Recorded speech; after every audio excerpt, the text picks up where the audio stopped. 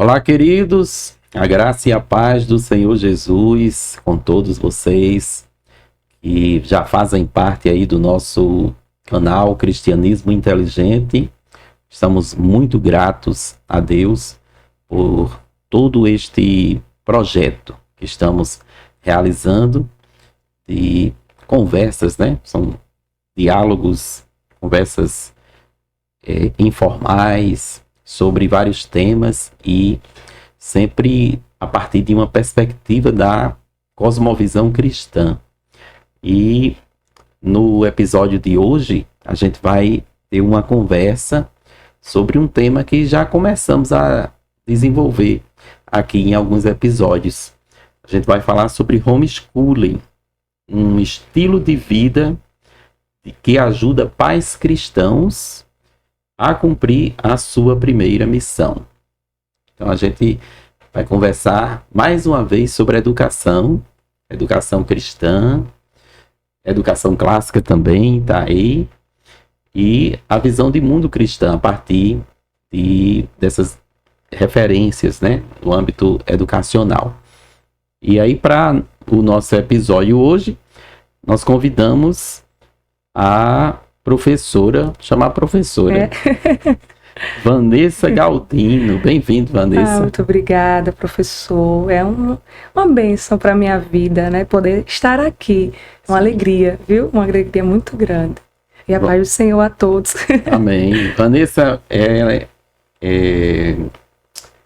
nossa irmã em Cristo, né? Uhum. E da nossa mesma igreja, né? Denominação, que é a Assembleia de Deus, do nosso ministério IEADERN, e hoje está ali na congregação de Peniel, que é no setor 2, o setor do Igapó, né? Isso. Está servindo ao Senhor ali com seu esposo, que é o pastor da congregação. Na misericórdia do Senhor. Muito bem. É o Joabe Galdino. Isso. Vanessa é formada em pedagogia, é especialista em educação infantil, em neuropsicopedagogia e educação cristã clássica. Ela atuou na educação pública como professora e coordenadora de CEMEIs, que são aqueles centros municipal de educação infantil, isso, né? Isso. Fez isso por 14 anos, né? Um bom tempo. Um tempinho aí. Um bom tempo. Mas hoje ela está se dedicando exclusivamente ao ensino domiciliar dos filhos, né, que é exatamente o homeschooling que a gente vai conversar sobre isso. É casada com Joabe, né? E ela é mãe de Isaac, de Lucas e de João. Foi tentando fazer uma menina? Foi que... Não. Acho que o plano era ser 4. E o sonho era 4, mas aí no terceiro, a coluna que tem vários problemas já não estava mais conseguindo. Aí o esposo disse, minha filha, era pra gente povoar a terra, né? Já povamos com 3, então amém, glória a Deus. E ficamos só com os nossos rapazes. Sim, tá no demais, né? Um é pouco, 2 é muito, 3 é demais. Pois é. Muito bem. Vanessa, a gente vai conversar. A gente teve aqui já, como eu comentei agora do início da fala, outros episódios, né, que tratou do homeschooling e da educação cristã clássica como um todo, né? A gente teve o episódio com Luana, que também faz homeschooling. Tivemos o episódio com a Ruth e Ariel, que são as professoras da escola Bilight, né? Isso. E hoje a gente vai expandir isso aí, mas só para relembrar para o pessoal essa expressão. A gente está falando o termo em inglês, né? Que dá nome, então, à prática, né? A prática da educação domiciliar. Então, perguntando assim, o que é homeschooling? Vamos relembrar. Sim. Isso aí. E também, depois, o que foi que levou a sua família para escolher esse modelo, né? de educação? Bom, basicamente é um modelo de educação sistematizado que se dá nos lares, né? Homeschooling a gente pode traduzir bem no literal, que é educação domiciliar. As nossas crianças não vão às escolas porque estudam o que estudaria nas escolas em casa. Se eu fosse dizer o que seria homeschooling, é basicamente isso. E a minha família, eu e meu esposo, escolhemos o homeschooling porque nós sentimos um desejo de atender nossa primeira chamada do Senhor, que seria realmente ensiná-los no caminho. Quando essa escola pode ajudar, a escola pode atrapalhar, é assunto que a gente vai conversando ao longo dessa nossa conversa, a gente vai falando. Mas eu me parei em Romanos 12, que diz assim, para a gente não se conformar, mas buscar essa mudança com a renovação da mente. E a minha mente, ela foi sendo levada a isso. Eu sempre trabalhei em CMEIs, desde a minha formação, o Senhor me abençoou com o concurso, eu fui para um CMEI logo novinha, aos 21 anos, eu já estava lá trabalhando. E quando eu tive o meu primeiro filho, foi logo quando a gente começou a pensar, o senhor vai entender e lembrar, essas questões, dessas filosofias sutis que foram chegando, elas foram chegando nas salas de aula até das crianças pequenas. Eu chegava em casa e dizia, Joab, eu não quero que Isaac vá para a escola daquele jeito, porque, olha, o assunto lá é esse hoje. A gente já não pode começar a aula e fazer nenhuma oração, porque nós temos uma educação laica e a gente não pode mais fazer isso. E eu comecei a sentir uma dor e uma angústia de não querer que Isaac fosse, na época eu tinha só Isaac, para aquele sistema. Mas o homeschooling não era algo possível, não era uma opção, porque eu nem sabia que se fazia. Para mim era algo que se dava nos Estados Unidos em filmes. Eu queria ensinar a Isaac, ou resguardá-lo de algumas coisas que eu já via acontecer nos CMEs, mas eu não sabia como, não tinha um caminho. E aí foi quando por isso que eu trouxe meus livros, ó. Foi Sim. Quando eu me deparei com esse livro. Irmãos, é uma bênção. Esse pastor é uma bênção. Quando eu me deparei com esse livro e vi que era possível um modelo de educação onde Cristo fosse o centro primariamente e que eu podia fazer isso em casa. E aí eu comecei a pesquisar como que seria esse processo de educação domiciliar. E aí eu já estava alfabetizando Isaac em casa, porque ele estava quase para ir para a escola, né? Quase naquela idade de ir para a escola. E eu comecei a alfabetizá-lo. E um ponto que me incomodava era principalmente na alfabetização. Eu não aprendi na faculdade sobre educação fonética, né, pelos fonemas, porque a gente aprende método global de leitura. Mas Sim. Aquilo sempre me incomodou, porque eu via que não dava para andar muito com as crianças. Quando eu comecei a pesquisar como que eu ia fazer melhor com o Isaac, eu me deparei com o método fônico e pesquisando os materiais, eu descobri várias famílias educadoras ao longo do Brasil que faziam materiais e tinham seus filhos estudando em casa. E aí eu comecei a achar aquilo assim, eu acho que é esse o caminho para a gente seguir. E eu fui conhecendo outras famílias e comecei a alfabetizar Isaac, mas eu não tive ainda força para dizer, ano que vem ele não vai para a escola, ele já estava com aquela idade de ir para a escola, né, com 5 anos. Eu ainda segurei até 5 anos. E aí Isaac foi para a escola. E aí as primeiras semanas foi aquela coisa. A professora começou a ensinar o que a gente sempre aprende, né? O método global. E aí começou uma confusão assim. Eu dizia, meu Deus, eu quero caminhar com esse menino para ele aprender assim. A ler desse jeito, mas está ensinando daquele jeito. E aí foi pandemia. A escola fecha e eu voltei para casa. Aí eu fui treinar. Saber se o que eu li aqui funcionava de alguma forma. E aí a gente passou ele não voltou mais para a escola, porque a escola quando foi abrir de novo, já foi bem no final, e enfim, crianças pequenas, ele ficou em casa. Nesse mesmo período, nós conhecemos o Clássico Conversations, que é o currículo que a gente adota hoje, e eu fiquei maravilhada. Fui para um evento lá em João Pessoa, que chama Practicum, no movimento do homeschooling do Clássico Conversations. Foram 3 dias de imersão e eu vi assim, o Senhor tratando comigo especificamente, como se o Senhor descortinasse um caminho para a minha família seguir. Porque de antemão não é para todas as famílias. O homeschooling não é para todo mundo, no sentido que todo mundo vai ter como fazer. A gente vai conversar sobre isso ao longo da noite. Mas é como se para minha família fosse aquele caminho, o Senhor ali me mostrava. E Joab não é da educação, meu esposo, mas quando eles sentaram do meu lado e diziam, Vanessa, eu acho que é isso que a gente quer. E nós vimos crianças do ensino médio apresentando coisas um dia inteiro, que eu dizia, meu Deus, os meninos do ensino médio que terminam o ensino médio, eles não saem assim. se eu pensar basicamente nesse ponto, só na parte pedagógica. Os meninos falando com sabedoria, falando com quem conhece, como quem domina o conteúdo, escrevendo textos maravilhosos, uma retórica impecável. Eu dizia, meu Deus, os meninos do ensino médio da escola não sabem nem quem são. E eu acho que é isso que eu quero, porque quando eu olho para os meu filho, na época eu tinha só 2, eu era muito bebezinho de colo ainda, eu dizia, o que eu quero é que ele cresça sadio, que ele conheça a Deus, e o objetivo é que ele torne o Senhor conhecido. Então ele precisa ter ferramentas para fazer isso. E quando eu olho para a escola, é como se ela fosse algo que contribui, sim, contribui, mas eu ia ter que desconstruir muito. É aquela coisa de, é mais fácil reformar ou construir do zero. Sim. Tá entendendo? Uhum. Eu me deparei com isso. Se eu construir do zero, é uma coisa. Ficar reformando o que já está feito dá mais trabalho. E aí eu pensei, o Senhor está renovando nossa mente, já vamos atender a esse chamado. E a gente mergulhou mesmo nessa questão da educação clássica, procurando literatura, da educação clássica cristã, homeschooling, procurando literatura, procurando fazer conexões com outras pessoas que já andavam nesse caminho.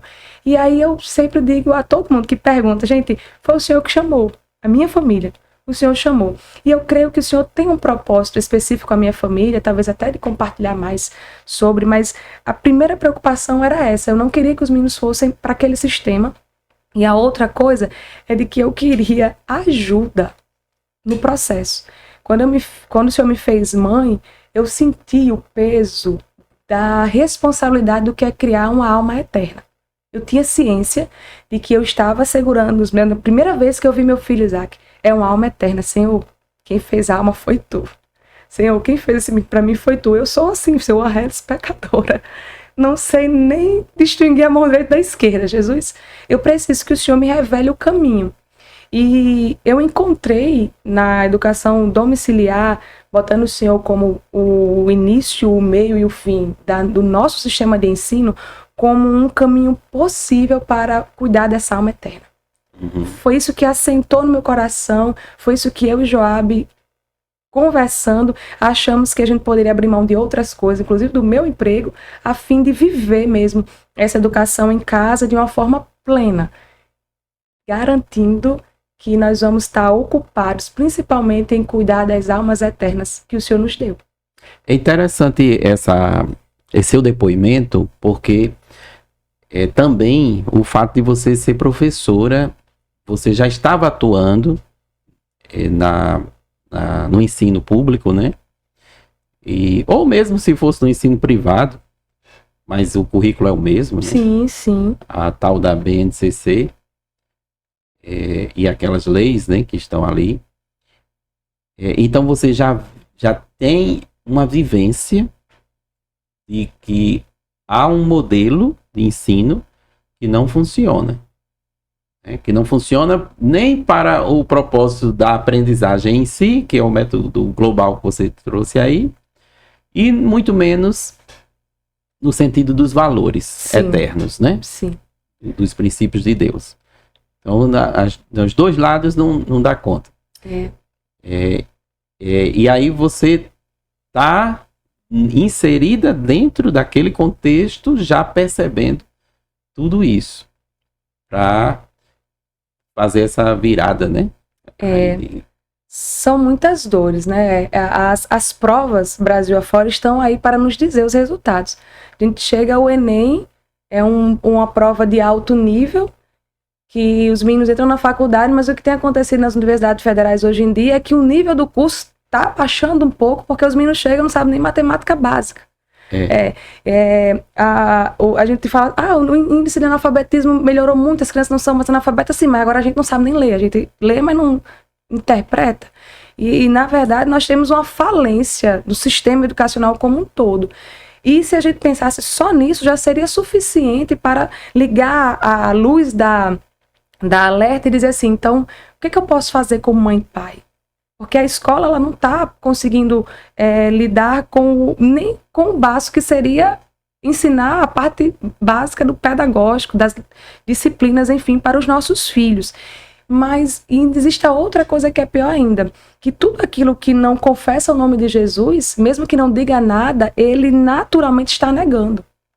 E como crentes, a gente tem que ensinar primariamente os nossos filhos a confessar o nome do Senhor. Se naquele ambiente a criança não pode, porque hoje em dia, no nosso discurso de escola laica, todo mundo pode ser o que quiser, mas o crente não pode. Sejamos sinceros, mas o crente não pode ser o que ele quer ser. Porque por trás dessa palavra Estado laico, na verdade é o laicismo, exatamente, né? Que é vou usar a expressão mesmo, é o ódio à religião cristã. Que bebeu água lá no socialismo. Isso. Aí tem todo o fundamento filosófico por trás, né? Que é marxista, né? Vamos colocar aqui bem claro. Então, eles... eu até era outra coisa que eu ia dizer aí na hora que você estava falando, é que a gente dizia assim, entra por osmose, né? Que a pessoa vai fazendo assim. Muitos professores não têm ainda essa noção de que eles estão sendo apenas instrumentos para o mal. É verdade. Porque existem os professores, eu diria não os professores, o pessoal que está lá em cima, né? Nos órgãos responsáveis pela educação brasileira. Seja no nível municipal, estadual, federal, né? Superior e tal. Eles têm ciência do que estão fazendo, né? É um programa mesmo. Mas aqueles licenciados que saem, né? Os pedagogos e os licenciados que saem dos cursos para serem professores, eles estão sendo instrumentalizados para o mal, para que esse atraso ele se permeie cada vez mais, e muitos não têm essa noção. Eu converso muito com professores, né? Eu sou dessa área e trabalho com muitos colegas, assim, e eu tento, assim, vez por outra, né? Porque também a gente não pode chegar jogando tudo, né? Chutando logo o balde. Tem que ser aos poucos, doses homeopáticas. E aí eu vou com essas doses pequenas, tentando conscientizar eles de que o problema está no sistema em si. É o processo que tem que ser revisto todo, desde a sua base. Né? E muitos não têm noção, estão sendo também reféns, né? Eu costumo dizer que eles, na maioria, assim como eu fui anteriormente, são, na verdade, enganados pelas falácias. As narrativas estão aí montadas para enganar mesmo. As filosofias de hoje são muito sutis. E o objetivo, o mundo já é maligno, o objetivo é quanto mais enganado uma pessoa fica, mais cego para a verdade ela estará. E a educação tem sido o carro-chefe. Eu costumo pensar assim, né? É o carro-chefe de toda essa orquestração. Se a gente pensa, o objetivo da educação é básico, entregar uma pessoa bem para a sociedade, né? A próxima geração formar integralmente. O discurso é muito lindo, né? Formação integral, uma formação intelectual e que tenha capacidade de tomar decisão. Mas quando a gente vai para a prática, o professor que já foi enganado pelas falácias, ele não consegue, na dinâmica de 50 meninos, 40 numa sala, nem enxergar isso. Ele mal consegue dizer 2 mais 2 numa sala de aula. Muitos dos colegas são até vítimas do sistema, mas não aceita. E além de vítima do sistema por não funcionar, ainda tem a questão das filosofias, que aí é o grande problema para a nossa fé. O grande problema da nossa fé são o que é ensinado e como é ensinado. Se a gente não faz referência a Deus, as coisas que Ele mesmo fez, simplesmente a gente o nega. E aí o que acontece no nosso sistema educacional, que é mais preocupante, irmãos, é muito preocupante. Esse ponto é até mais preocupante do que o fato do menino chegar no ensino médio e não saber ler e escrever. Eu digo isso porque a alma dele é eterna. Se ele não conhece o caminho da verdade, se ele não foi treinado a identificar a verdade ao longo da sua vida, se ele não foi treinado a rejeitar as coisas que não são verdadeiras, as coisas que não são belas, ele só vai ter idade de dizer assim, eu não quero mais esse negócio que meu pai disse que é bom. Às vezes, todo mundo já escutou isso, olha, os meninos chegam à universidade e se desviam, tá aí os índices, né, as pesquisas, teve uma pesquisa americana agora que disse que um percentual gigantesco, eu nem lembro mais o número, mas assim, eu fiquei abismada de filhos de crentes que abandonam a fé. E aí, até nesse livro, o pastor diz que a gente não perde os meninos só no ensino médio. A gente está perdendo os meninos ao longo da educação inteira, por coisinhas que são plantadas na mente, por não confessar Deus dentro da educação. Os meninos passam de 4 a 8 horas dentro de um sistema educacional que nega Cristo, é um sistema ateísta. E aí a gente tem o domingo da fé para ir para a igreja, louvar um hino. As famílias que conseguem, ainda faz um culto em casa, assim, né? Aquele culto familiar. E a gente acha que tá tudo bem. Aí quando o menino, como dizia meu pai lá no interior, que engrossa o pescoço um pouquinho e diz não quero mais, a gente perdeu o menino quando chegou na faculdade, né? Eu acho que isso tem muito, assim, a questão da vontade, sabe? A questão moral. Sim. Ela tá intrinsecamente ligada aí, porque uma vez eu vi uma pessoa, foi um pastor, ele falando numa palestra sobre esse índice aí dos jovens que deixam a fé quando entram na universidade, na faculdade. E aí ele estava falando contra esse entendimento. Sim. Né? Dizendo assim, não, quem deixa é porque nunca se converteu, né? E aí ele não quer mesmo e tal, não, porque quem é de Deus fica e tal. Ele falando assim. E eu fui meditar um pouco sobre essa fala dele para ver até que ponto, né, a gente pode absorver ou não isso aí. E aí eu cheguei a uma conclusão que é mais ou menos assim. Como o ateísmo ele é uma questão de vontade, então, porque não é simplesmente uma questão intelectual. A gente até diz que tem o ateu intelectual, que é aquele que diz assim, não, eu não encontrei provas, Sim. Então eu estou aberto. Né? Mas, por enquanto, eu não vou confessar porque eu não encontrei provas. Então, no âmbito intelectual, ele ainda não está satisfeito. Né? Mas existe aquele ateu que ele quer uma paz mental para viver a sua vida libertinamente, né? Sim. E aí a literatura ateísta traz para ele, de alguma forma, isso. Não fecha conta para ninguém, né? Isso. Então imagine um jovem que está ali naquela fase, né, de descobertas e quer se aventurar e tal. Aí quando vem a enxurrada desse discurso ateísta dos professores, né, ele vai comparar assim, não, quem está dizendo que Deus existe é o professor da escola dominical, mas ele não tem nem informação. E quem está dizendo que Deus não existe é um doutor, né? Então eu vou ficar com quem, né? Aí vem aquela questão do argumento da autoridade, né? Mas observe que o que está por trás é uma vontade, é uma questão moral. Precisava ter sido treinada. Isso. Então isso precisava ter sido feito justamente desde a infância. Isso mesmo. Né? E aí você falou muito bem, Vanessa, nessa parte da escola como um ambiente estratégico para o ataque à fé cristã. Porque eu lembro muito de uma expressão não, são dois termos que o marxismo coloca lá, né? Que é a infraestrutura e a superestrutura. Sim. Né? E a superestrutura, infraestrutura seria a parte econômica mesmo. E a superestrutura é justamente aquilo que eles chamam de ideologia, né?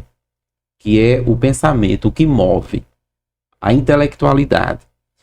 E onde é que está a intelectualidade? Na escola. Então eu vou começar desde lá do início, né, a esse processo de desconstrução, né, ou de minar os fundamentos do evangelho, né, os fundamentos dos princípios cristãos, para lá na frente colher essa geração que está negando Deus, né? A fé. E é o que a gente tem visto agora na nossa geração.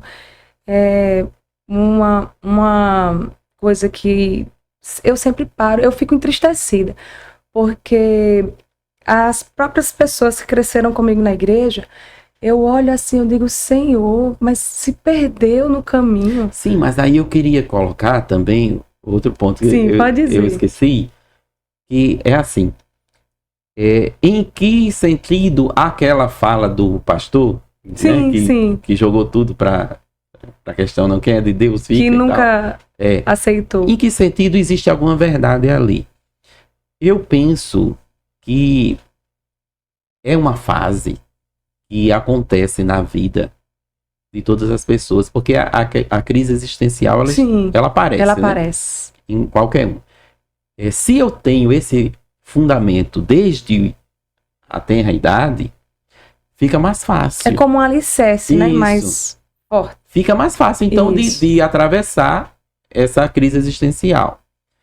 Se eu não tenho, porque isso foi minado, então é onde se separa, né, se distancia. Mas eu penso que é uma fase, sabe?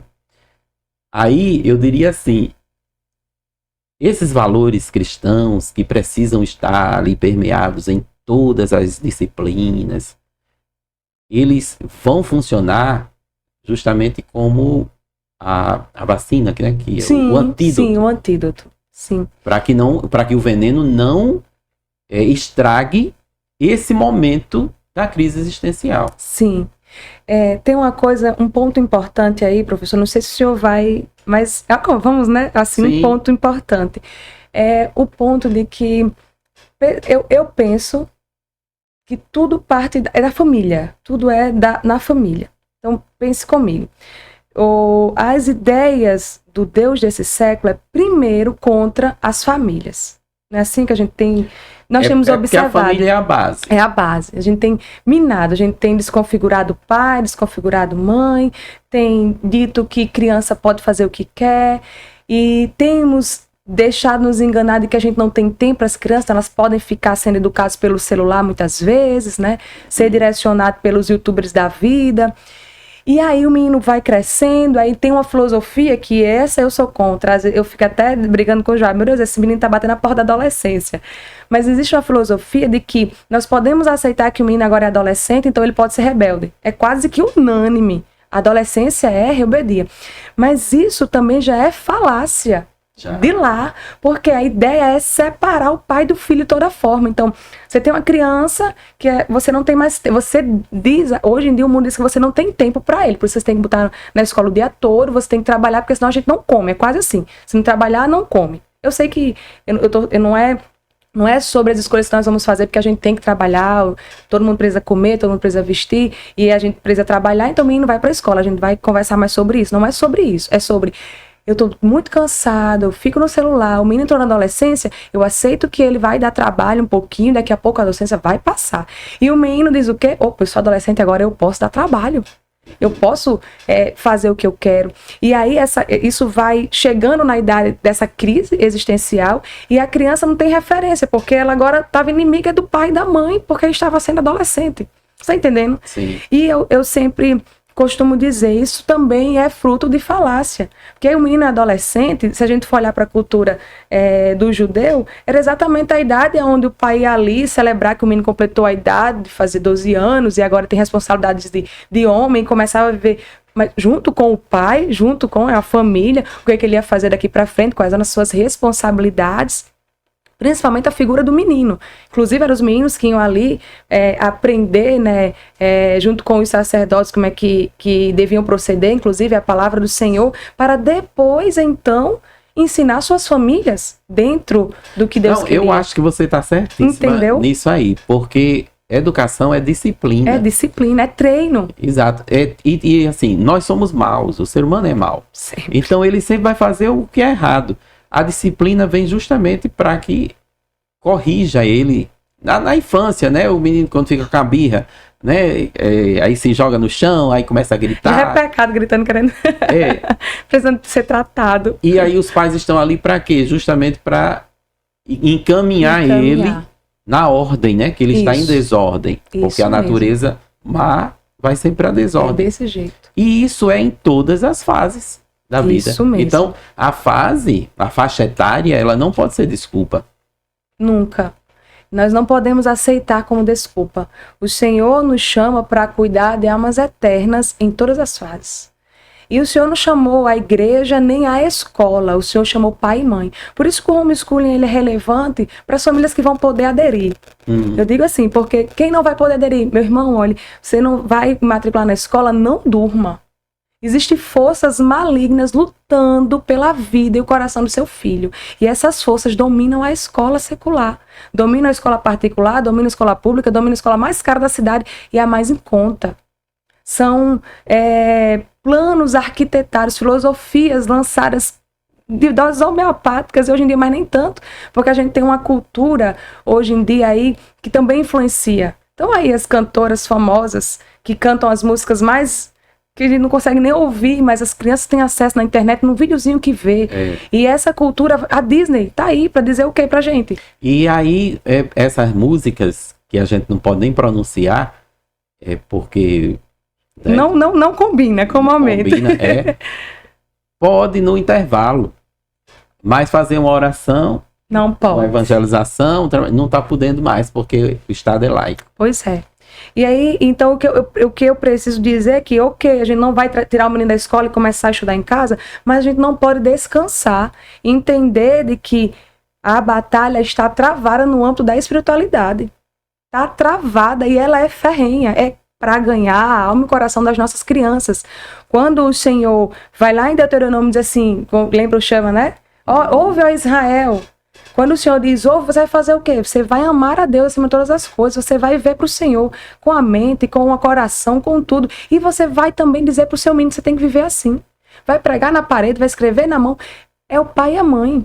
E o pai e a mãe, como tem toda essa responsabilidade, ele escolhe quem ele vai pedir para ajudar ou permitir entrar. É o pai quem vai dizer assim, é por isso que, depois que a gente aprende uma coisa, a gente nunca mais é inocente, né? Então o pai, depois que escuta hoje, não vai ser mais inocente. Ele precisa lá na escola saber o que estão ensinando, porque eu sou responsável pela alma do meu filho, eu sou responsável pela educação dele. Eu preciso saber o que estão ensinando a ele. Eu estou na igreja, a responsabilidade é minha. O meu pastor tem autoridade de ensinar, tem, porque se eu estou lá sob a direção dele, ele também pode ajudar a ensinar. A professora da IBD, eu preciso saber quem é. A irmã está ensinando direitinho lá na IBD os princípios da palavra do Senhor, porque a responsabilidade depois é minha. Alguém uma vez disse assim para mim, Vanessa, mas você se dedica a tantos meninos, assim, tua vida é esses meninos. E depois, quando eles crescerem, se eles escolherem outro caminho, a palavra já me disse que vai acontecer. Minha filha, eu vou prestar conta da minha vida. Quando o Senhor me disse assim, é você quem vai ter que inculcar a minha palavra neles, é eu quem vou ter que inculcar e vou convidar a escola que eu quiser convidar, o professor que eu quiser convidar. E depois, quando o Senhor disser, preste conta, eu vou dizer, Senhor, tu vis. Com as minhas forças, com o que eu tinha, o que eu fiz. Agora, ele é responsável pelas escolhas dele. Eu acho que o pai tem que ter essa plena consciência. Se nós fizermos o nosso trabalho, se nós estivermos atentos, futuramente eles vão escolher. Agora hoje, o treino nesse objetivo que nós estamos lá traçando lá em casa, de um homeschooling, é principalmente voltado para o Senhor. Então a gente consegue estudar português, matemática, ciências, partindo de Cristo.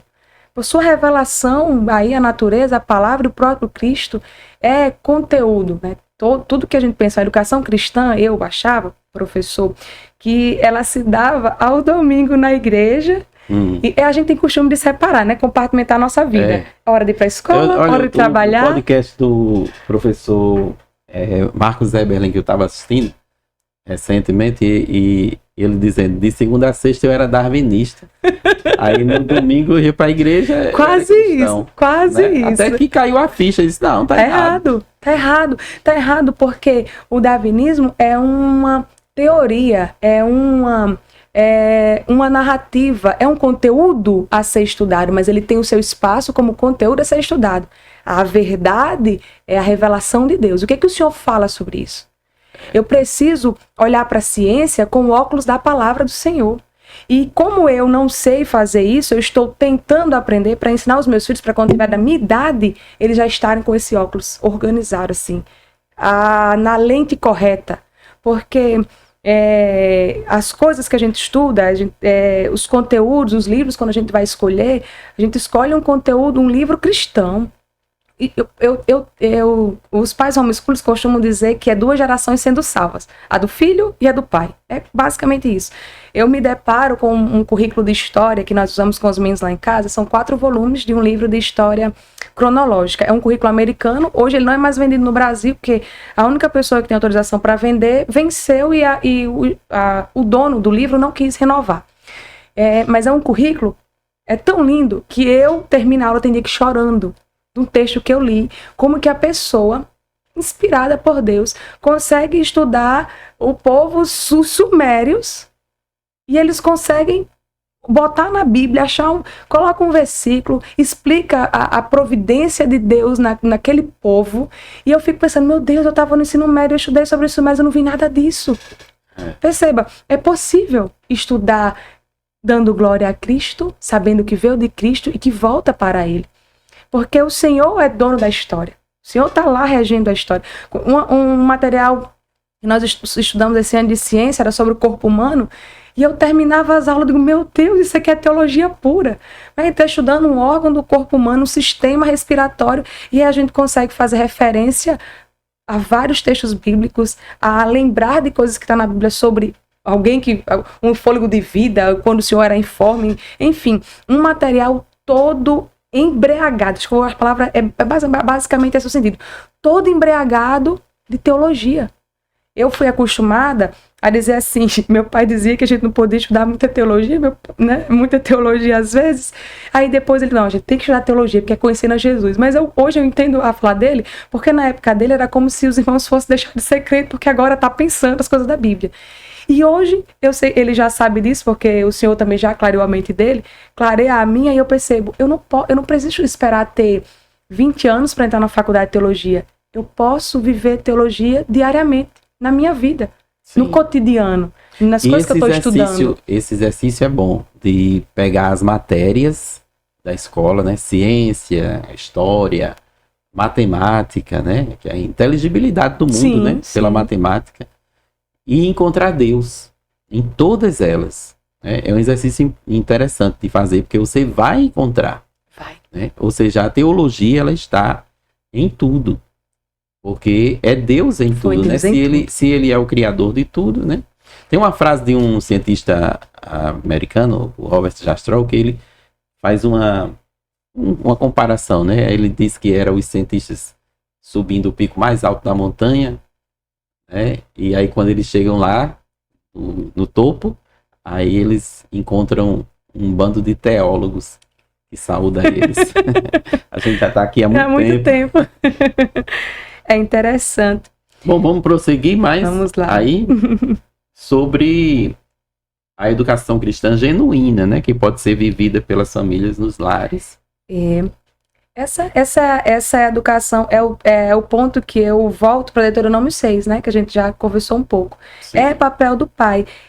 Nós podemos lembrar da paideia grega e a gente vai redimi-la e pensar numa paideia de Deus. É trazer para alguma coisa, né? É ensinar, sim, é fazer evoluir, talvez. A palavra certa não é essa, mas é para que os irmãos entendam. Tem até uma expressão bíblica que a gente conhece bem, lá no texto de Paulo a Timóteo. Sim, sim. Né? Não sei se é esse que você sim, faz referência. Timóteo 3:16. Que diz...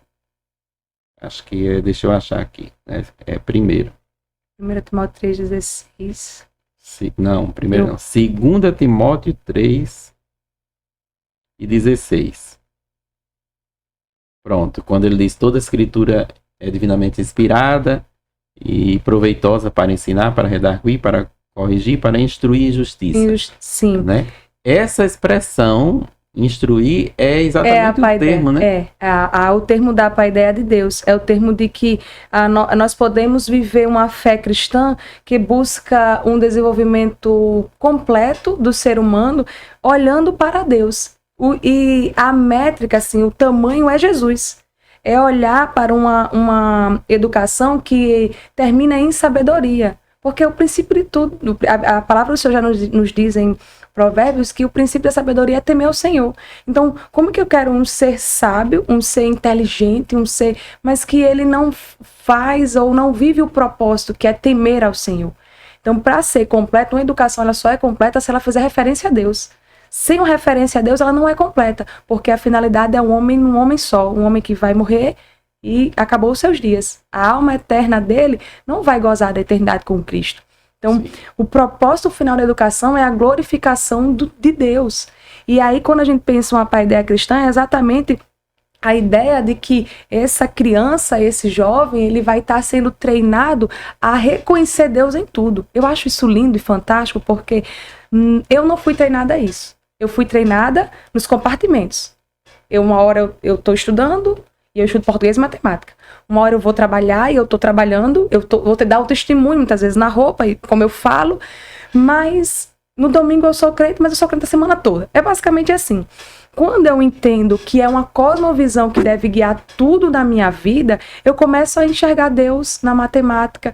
Inclusive no evento que nós fomos lá no prático, no primeiro prático que nós fomos, era sobre matemática. E eu, professor, às vezes tenho dificuldade em 2 mais 2. Porque eu sou a professora que fui ensinada a não gostar de matemática. Bem-vindo ao grupo. Por quê? Porque você é da área de humanas, você não precisa tanto de matemática. Mas eu aprendi que isso também é falácia. Por que é falácia? Porque Deus nos deu um órgão aqui que é capaz de aprender tudo. E eu percebo isso com os meus filhos. Lá em casa não existe, você gosta mais de matemática, mais de português. Não existe isso. Meu filho, você tem inteligência para aprender matemática, português, geografia, inglês, latim. Latim é difícil. Olhe, os meninos lá em casa estudam latim porque faz parte do currículo clássico e é a base das línguas latinas e eu confio no currículo que eles vão aprender e vai ser, alguém vai necessitar, para que eles vão usar isso? Eles vão usar porque é base de outras línguas, são ferramentas. Eu, como mãe, o meu papel é dar instrumentos. Eu não sei o que Deus vai fazer com a vida deles. Inclusive, esses dias a gente conversava, a gente não pergunta mais o que ele quer ser quando crescer, a gente tá perguntando assim, meu filho, o que Deus quer que você faça quando você crescer? Vamos orar para o Senhor revelar, lhe mostrar ao longo do caminho. Meu papel, o papel de Joabe, é dar instrumentos. O menino aprende música, porque tem uma faculdade para isso. Lá em casa, glória a Deus, ninguém tem nenhuma limitação cognitiva, não tem limitação. Então, se tem um cérebro funcionando bem, você pode aprender matemática a pleno. É difícil? É, meu filho. É porque a vida é difícil assim mesmo, viu? Vamos aprender. É português, não gosta de escrever, a mão cansa, mas vamos escrever que, ó, trabalha outro lado do cérebro. É latim, é difícil, meu filho. Depois que você aprende latim, você vai descobrir que você aprende tudo nessa vida. Por quê? Porque nós já temos as faculdades que o Senhor nos deu. Aí a escola diz assim, você é bom nisso, você é bom naquilo. Porque a gente não tem tempo de ser bom em tudo, né? E aí eu volto para isso. Ensinar na paideia de Deus é exatamente ensinar a ele ser pleno. A finalidade são seres santos, sábios e sadios. Então, eu tenho dificuldade, como eu tenho dificuldade de fazer atividade física, mas lá em casa, a gente luta para fazer alguma coisa, mas diz os meninos, vocês precisam, meu filho, aí tem que correr um pouquinho, anda um pouquinho de bicicleta, seu corpo foi Deus, você tem que... Quando a cosmovisão, ela permeia tudo na nossa vida, é mais fácil de nós fazermos tudo para a glória de Deus. Então, a gente estuda matemática procurando Deus. Provérbios diz que o Senhor esconde, né? E a glória dos reis é descobrir, para conhecê-lo. Né? Assim, o conhecimento é o Senhor. Ele se revela na matemática, ele se revela nas línguas, ele se revela na ciência, ele se revela em tudo. Agora, eu tenho que ter os olhos treinados para encontrar. E o homeschooling tem trazido isso pra gente, porque está abrindo a minha mente para isso e eu consigo enxergar, estou tateando, viu? Buscando, mas os meus filhos estão sendo treinados nisso. Então, eu digo, vocês têm capacidade de aprender português e matemática, não tem com esse negócio de gosta e não gosta, não. Abaixa a mãe que tá quebrada na matemática. Estou agora fazendo aula para poder ensinar. E aí, um dia de cada vez, a gente vai aprendendo uma coisa, ensinando aqui, um Joabe ajuda, contrata um professor quando for necessário, e nós vamos caminhando. Mas dentro dessa ideia de que tudo é por meio da fé. A gente não tem como um domingo santo e uma semana estudando o darwinismo assim de qualquer jeito. A gente estuda como o lugar que ele é, um conhecimento do homem que nós avaliamos, estudamos e passamos ele pelo crivo da palavra do Senhor. Agora fica sempre uma curiosidade. Aí, como é isso na prática? Né? A prática. A prática. Porque assim, na escola, oficial, né? Formal. Oficial não, formal. Você chega lá e tem as aulas específicas, né? Hoje é português, depois o segundo horário é matemática, aquela coisa toda, tudo organizadozinho. Né? E como é isso, então, em casa? Em casa tem hora para tudo, nós temos rotina. Eu costumo dizer, acho que toda família homeschooling vai concordar, que o segredo é rotina e intencionalidade, porque senão as coisas da casa tomam conta. Tem hora de estudar? Tem. Tem hora que a gente senta de manhã, tá aqui, é de 8 horas até 11 horas, a gente vai fazer as aulas. Então a gente tem aula com livro de português, tem aula com livro de matemática, tem aula com livro de história. Mas, como eu começo dizendo lá no início, que era um estilo de vida. Porque a aula não se dá só na hora da aula. Esse é o diferencial grande da escola. Porque o menino vai às 7 e volta às 11 e a aula ficou lá. O máximo que ele tem é um dever de casa obrigado que ele faz ali, naquele modelo, né? No contraturno. Mas no homeschooling, tudo na nossa vida permeia esse estudo. Então, tem hora para tudo. Tem hora para fazer aula, mas tem uma hora que os meninos estão lendo um livro. A gente está estudando sobre o corpo humano, mas tem um livro que a gente costuma chamar de livro vivo, que é um livro onde ele é como a Bíblia, que geralmente narra aquele conteúdo de uma forma mais poética, um negócio mais gostoso de você ver, tem uma imagem que ele pode ouvir, tem um vídeo que pode assistir. Isso não se dá só nas 4 horas de aula, isso se dá ao longo do dia. Então, na prática, a gente escolhe bons materiais cristocêntricos, esse é o segredo. É por isso que muitas escolas se dizem confessionais, mas na prática elas erram, porque não escolhem materiais cristocêntricos. Então, nós temos materiais cristocêntricos e glória a Deus que vários irmãos no Brasil estão trabalhando nisso, na produção de conteúdos, de materiais realmente cristocêntricos. Com o material cristocêntrico, ele já nos ajuda. Que é uma mãe como eu, que ainda estou tateando, ele já vem meio que pronto, assim, olha, Vanessa, tá aqui, você vai estudar... Abraão, exemplo, mas aí tem um material, o livro está aqui, a Bíblia está aqui, o conteúdo está aqui, a atividade é essa, então isso já facilita. Na prática, agora é a hora da aula de história. A gente lê, faz atividade igual na escola, a professora ensina lá no quadro um pouquinho, senta, mas não é só na hora da aula, tudo na vida faz parte. Faz parte da hora que a gente vai fazer um bolo junto e a gente tá ali porcionando as quantidades da matemática. É a hora que a gente às vezes escuta uma música e aí a gente identifica padrões naquela música, que existem treinos para isso. E é o dia todo, o tempo todo. Funciona lindamente assim todo dia? Não, porque a nossa vida está acontecendo. Mas é basicamente assim. Na prática tem hora de aula, mas tudo que a gente faz envolve o aprendizado. Porque, professor, o objetivo não é só o pedagógico. Como eu dizia anteriormente, são ferramentas. Eu me preocupo, eu tenho consciência que eu preciso ensinar aos meus filhos até às vezes como sentar, como comer, segurar o garfo. Às vezes são coisas que a gente nem se atenta, mas eu não sei onde ele vai, as mesas que ele vai sentar futuramente. Então, em casa, eu tô aqui ensinando a ele até como comer. Meu filho, você vai ouvir alguém falar, você espera, tenha paciência. Olha, o tom da voz precisa ser adequado. Então, com eles em casa, na hora que a gente estuda conteúdos programáticos que tem um currículo para a gente seguir, a gente também vê essas coisas da vida. E isso vai tratando virtudes, tratando amores. Vai ordenando. E aí a criança, e aí é onde a gente tem uma formação realmente plena, porque a gente consegue crescer no pedagógico, mas também nos valores, na moral, que são estabelecidos, inclusive a partir dos conteúdos que a gente estuda, dos livros que a gente lê, uma literatura boa. A gente faz muita leitura em voz alta lá em casa, os meninos têm acesso à literatura boa, que forma o imaginário, que as nossas escolas perderam a formação do imaginário, mas o que é a fé se não é algo que também que se dá no imaginário? A gente não vê a nosso Deus, a gente precisa ter uma imaginação fortalecida para isso. Uma das coisas que esse século faz é roubar a imaginação, ocupar com coisas ligeiras, com coisas que são prazerosas rápido, e a imaginação minada, a gente tem dificuldade de enxergar Deus. E aí a gente tem essa questão, essa preocupação da formação completa, não é só o conteúdo, mas a aula se dá no horário direitinho, tem lição para fazer, tem prova, tem avaliação, tem. Inclusive, a gente precisa ter isso tudo registrado, porque hoje no Brasil, o que é ilegal é o abandono intelectual. Então, eu preciso provar que os meus filhos não estão em abandono intelectual. Se alguém bate na minha porta, eu preciso provar isso. Eu ia perguntar também sobre isso aí, né? Porque a questão da segurança que a gente falou no outro episódio. Como é que eu posso ficar tranquilo em relação a isso, né? Digo, um pai, uma mãe que está vendo a gente aqui e desperta para isso, né? Mas fica com aquela dúvida, né? Aquela incógnita. Peraí, mas porque tem a questão, se a criança não está matriculada na escola, tem o conselho tutelar que vai lá saber o que é que está acontecendo, né? Então, você já traz aí uma saída, né? Sim, são orientações. Hoje no Brasil existe a associação, né, a ANED, que orienta. Tem coisas básicas que eles orientam a fazer. A ANED, ok? É a Associação Homeschooling do Brasil, de pais, homeschooling. E aí tem vários advogados, nós temos as famílias que se associam, tem advogados disponíveis, tudo isso. Nossa família, inclusive, tem acesso a esse tipo de orientação e tem os advogados.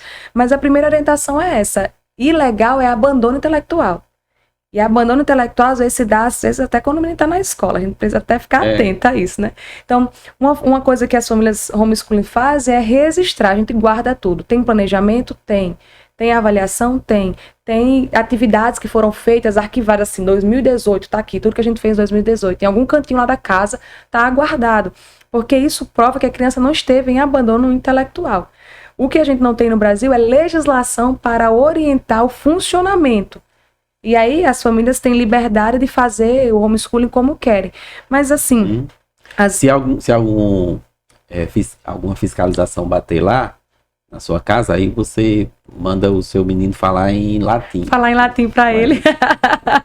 Ou recitar vários poemas e várias coisas que ele tem guardado na memória. Pronto.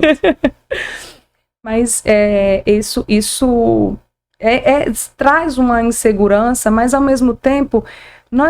a quem nós devemos obedecer? O governo ou o nosso Deus? Eu me paro com essa pergunta. A quem nós devemos obedecer? Foi a resposta de Pedro, né? Lá na primeira pregação. Pois a quem nós devemos obedecer? E como eu digo, isso aqui o Senhor abriu para a minha família e nós estamos andando, eu e meu esposo, em obediência ao que o Senhor nos chamou. Alguém pergunta, Vanessa, até quando vocês vão fazer isso? O plano é até o ensino médio, mas a gente não sabe o dia de amanhã. Então a gente sonha em fazer até lá, mas o Senhor é que vai mostrando os caminhos e as coisas às vezes mudam no caminho.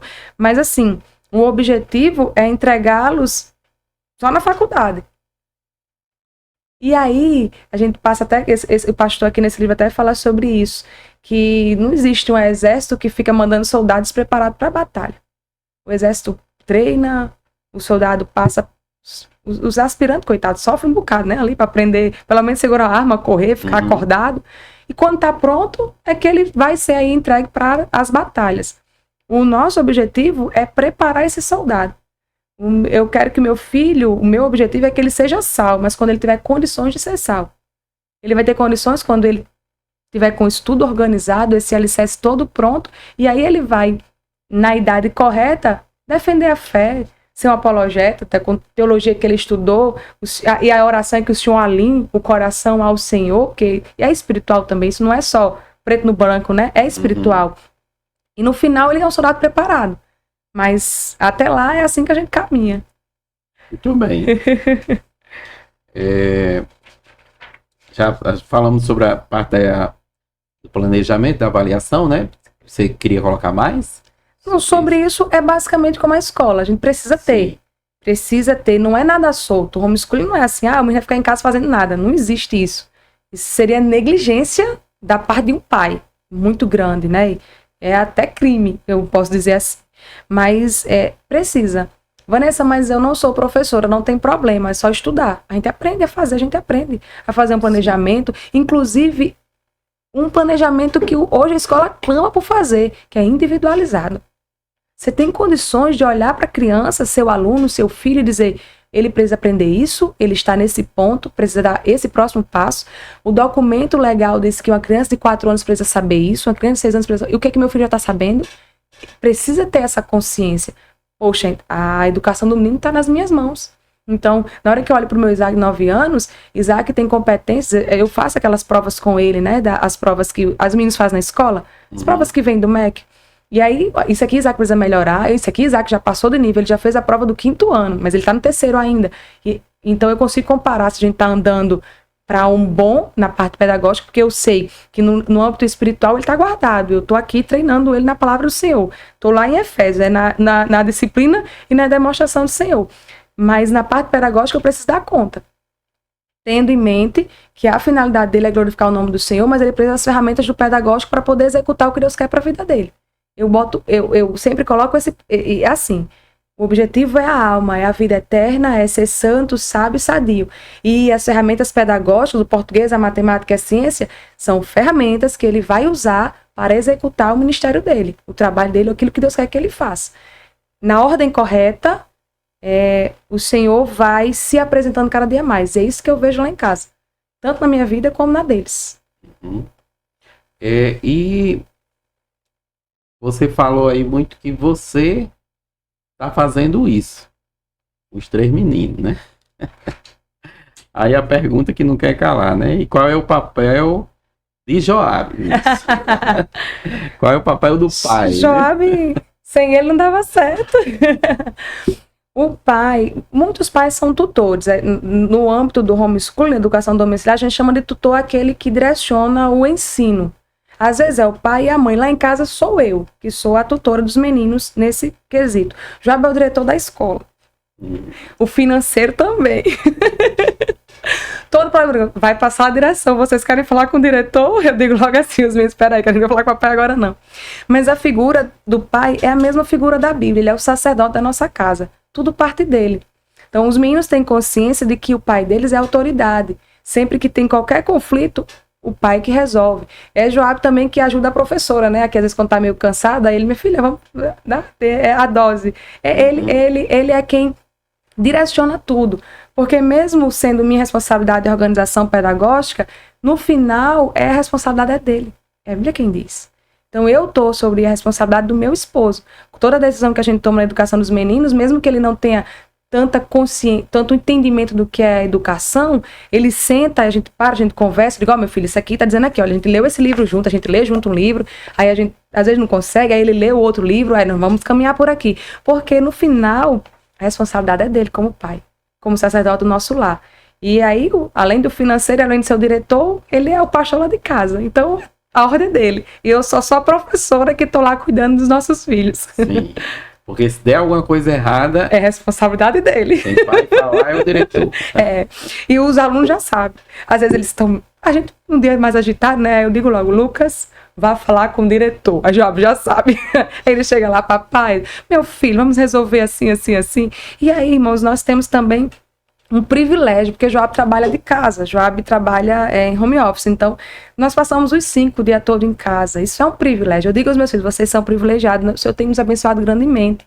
Então a rotina toda, Joabe faz leitura para os meninos, muitas vezes Joabe ajuda com matemática. Nesses dias ele vai assumir aula de matemática de Isaac, porque a mãe aqui não está conseguindo acompanhar 100%, mas aí eu estudo uma coisa, Joabe assume, e o papel da educação é o pai e a mãe, né? A responsabilidade do pai é bíblico e a mãe está ali para auxiliar. E quando a gente vai estudar em casa, nós, em nossa família em especial, podemos viver isso de forma plena, porque Joabe está em casa o tempo todo. E tem sido uma bênção. Muito bem. Agora vamos falar, a gente está quase encaminhando já para o final, os benefícios, né, que vocês já desfrutam e quais são os maiores desafios desse processo todo. O grande benefício é vê-los crescer. Eu acho que isso não tem nada que seja melhor. Eu vejo tudo acontecer o tempo todo. Eles estão comigo o tempo todo. E vê-los crescer, vê-los como estão crescendo, é motivo de gratidão. Meu coração, eu fico até emocionada, porque eu digo muito assim, o Senhor nos leva por esse caminho e eu me sinto muito abençoada pelo meu Deus, por poder viver assim. O Senhor tem permitido a gente viver assim. Eu sei que os meus filhos estão escutando, eu sei o que estão vendo, eu sei o que estão fazendo. Eu sei quando eu for prestar contas do que eu vou dizer, Senhor, eu fiz, eu vi. E isso realmente é um privilégio. Outra coisa que é maravilhosa, muitas conversas nós temos em casa. Eu nunca pensei que eu fosse sentar com meu filho de 6 anos e ele ia conversar comigo coisas de teologia, coisas da Bíblia, que às vezes eu nem me atentei ainda. Eu acho que ver essas coisas que o Senhor vai direcionando, Deus como centro do nosso lar e todos nós lá dentro da nossa casa vivendo isso, é muito gratificante. E é o tempo todo, de manhã quando a gente acorda, de tarde, quando a gente conversa, é um livro que a gente lê. Eu acho que estar junto e vê-los crescer é um grande benefício. Os desafios são tão postos, né? Os desafios é ainda essa instabilidade do homeschooling no Brasil, e a nossa oração é que isso seja superado no âmbito da legalidade, né? A nossa oração é que tramite, termine, que seja favorável, embora o nosso governo ele não seja a favor, porque a cartilha dele está lá para separar pai de filho mesmo, essa é a verdade, mas a nossa oração é essa. Mas não vai durar muito não, ele já está... Também creio. Então, existe às vezes a insegurança de talvez, como mãe, né? Eu sou limitada, às vezes acho, será que a gente está fazendo a coisa certa? Será? Aí depois a gente lembra, não, a minha preocupação muitas vezes é com o pedagógico. Será que eu estou dando o suficiente? Aí quando eu volto, o principal a gente está dando, é a palavra. Aí eu descanso. Então, o grande desafio é a mente mesmo colocar isso no canto certo e descansar na providência do Senhor. Porque diariamente é uma providência mesmo que o Senhor vai dando no nosso dia a dia. Os dias são difíceis para todo mundo, os desafios são grandes, o cansaço chega, mas o Senhor vai dando a graça necessária diária. E quando nós olhamos para o fim, que são filhos sadios, sábios e santos, aí vale a pena. Sim. Eu lembro que quando eu comecei a aprender a tocar piano, eu não tinha nenhuma técnica, né? Mas eu já tocava errado a parte técnica. Saía as notas, mas os dedos estavam tudo errado, né? E eu fui para uma seleção para fazer o curso, para entrar no curso formal de piano. E tinham alguns concorrentes, era uma entrevista que se fazia lá, né? Um professor de piano. Aí eles priorizaram quem não tocava nada, quem não sabia nada. Ou seja, eu fiquei em desvantagem. Sim. Né? Porque eu tocava, mas tocava errado. E os outros não sabiam de nada, mas eles priorizavam aqueles que não sabiam de nada. Estou colocando isso aí por quê? Porque lá no livro do pastor Rodrigo Mocelin, ele fala de homeschooling, ele coloca essa questão de que não precisa ser professor, né? No meio dessa conversa, ouvindo essa conversa nossa, alguém pode dizer assim, sim, mas eu não sou professor, Vanessa já é professora, então foi mais fácil para ela, né? Na verdade é o contrário, né? Isso. Na minha experiência, era melhor que eu nem tivesse nenhuma formação pedagógica, porque eu tive que desconstruir muita coisa, porque a formação não é condizente com a formação cristã. A formação, ela não anda por esses caminhos que apontam para Deus. Então, quando a gente quer realmente criá-los dentro de uma educação cristã, é melhor que não tivesse passado na Universidade Federal. Essa é a verdade. Sim, porque a formação, até na parte técnica mesmo, você colocou lá no início do ensino global, né? Isso. Bota a criança na frente de um texto para... ela adivinhar, do nada. Ela adivinhar, né? Aí fica parecendo que ela tá lendo a pedra de Roseta, né? Pois é, desse jeito. Os hieroglifos, aquele negócio todo. Mas... aí quando ela não lê, a culpa é dela. E aí ela a gente tem diagnóstico. Ela tem uma sigla. Né? Aí a gente tem diagnóstico para resolver e medicação para controlar. Irmãos, o que eu digo é que a educação jaz o maligno. Nós precisamos redimir e levar para Deus o que é dele. Existe uma educação possível? Existe. Não só uma educação homeschooling, mas uma escola séria, uma escola confessional. Mas você precisa saber quem são. Vanessa, mas eu não vou poder matricular meu menino ali, eu vou ter que mandar ele para a escola pública. Mande em paz, agora não descanse. Você precisa ter em mente a finalidade, é a alma do seu filho. Você precisa, o seu papel é imprimir Cristo nele. Toda educação é um discipulado. Então, se ele está sendo discipulado lá, você vai ter que desconstruir esse discipulado e fazer um mais forte aqui em casa, no tempo que você tiver com ele. Lembra, é uma batalha espiritual. Não é uma batalha por um diploma, uma profissão boa, uma condição financeira que ele vai ter melhor, não. É uma batalha espiritual e é pela alma. Porque se a gente buscar, a Bíblia diz, busca primeiro o reino que as outras coisas vão ser acrescentadas. Se eu caminho para buscar o reino, o Senhor vai cuidar de todo o resto. Às vezes, na preocupação de um pai, eu tenho muitos colegas que têm condições financeiras, que os meninos estudam nas melhores escolas, e a preocupação é primária. Quando a gente, crente, irmão, servo do Senhor, mas quando ele fala, a preocupação dele é se aquela escola é adequada para ele ter uma profissão boa, para qual faculdade que o menino vai estudar. Aí eu fico parado com Jesus, esse meu irmão precisa abrir a mente, que antes do diploma, existe uma alma para ser salva. A gente tem que ordenar as coisas na ordem certa. Antes de passar no Enem, ele tem que passar na vida. Tem que passar na vida. E aí eu digo aos pais, você não vai fazer homeschooling, mas veja qual escola que você vai estudar. É uma escola pública ou particular, não durma. Peça orientação ao Senhor, gaste tempo discipulando. E discipulado não é para ser feito na igreja quando alguém aceita Jesus, não. Discipulado é uma vida inteira de ensinar Cristo a outro. E um filho é responsabilidade do pai. Não é só os 12 anos quando o professor da EBD vai dar aula do discipulado para o batismo. É responsabilidade do pai e da mãe. E eu convido os nossos irmãos ao discipulado. Gaste tempo pensando no discipulado na sua casa. Veja o que você pode fazer, porque as outras coisas o Senhor vai cuidar. É isso. Bem. Eu ia fazer a última pergunta, mas você já respondeu, né? Que é a mensagem para os pais. A mensagem dos pais. Mas tem mais uma coisa que eu acho interessante de falar. Existe uma máxima que diz que é necessário uma cidade inteira, né? Para ensinar, educar uma criança. Eu estou ultimamente dizendo que isso não é de Deus. Porque a Bíblia diz que só precisa de um pai e de uma mãe. Sim. Então, quando você achar, não, porque precisa de muitas pessoas. Não, precisa de um pai e de uma mãe. De um pai e de uma mãe com plena consciência e ele com a autonomia de escolher quem que ele vai convidar para contribuir com esse ensino. Eu vou convidar determinada escola, vou convidar determinado professor, vou convidar com determinado livro. Mas eu preciso saber que essa criança precisa só de mim, do meu esposo, da minha esposa, para ensiná-la. Porque é isso que o Deuteronômio diz. É sua responsabilidade. Inculque o Senhor nele e os outros você escolhe quem você vai convidar para ajudar. E é isso. É verdade.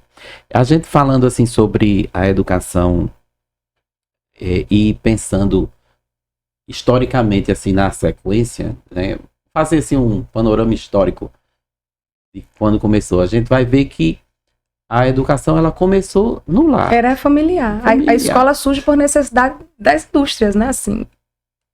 E aí por quê? Porque as famílias agora já não são mais no mesmo núcleo. Aquela família que funcionava ali de forma mais rural, acho que a palavra não é essa, me falta agora uma palavra, mas ali, todo mundo funcionava, o trabalho era ali, o pai trabalhando, a mãe junto no lar, de repente a mãe tem que trabalhar fora de casa, e o que é que a gente precisa de lugar para deixar o menino? Escola para esses meninos. Não é que a escola é num todo ruim, não é isso, a conversa não é sobre isso. Eu diria assim, porque até mês passado não, atrasado, né, é porque é o último dia do mês de outubro. Sim. Né, que é o dia da Reforma Protestante. A gente conversou muito sobre o legado da reforma, que a educação para todos, sim, ela se deu ali. Se deu ali, porque como ele estava entregando a Bíblia para a população, né? A população estava com a Bíblia, mas não sabia ler. Então vem a educação para homens, mulheres, crianças, né? Todo mundo ali.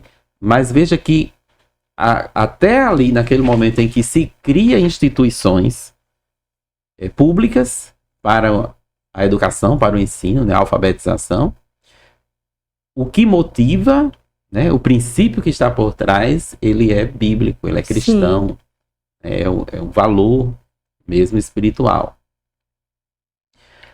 E o problema é que, com o passar do tempo, com as ideias iluministas, né, e tal, que vai forçando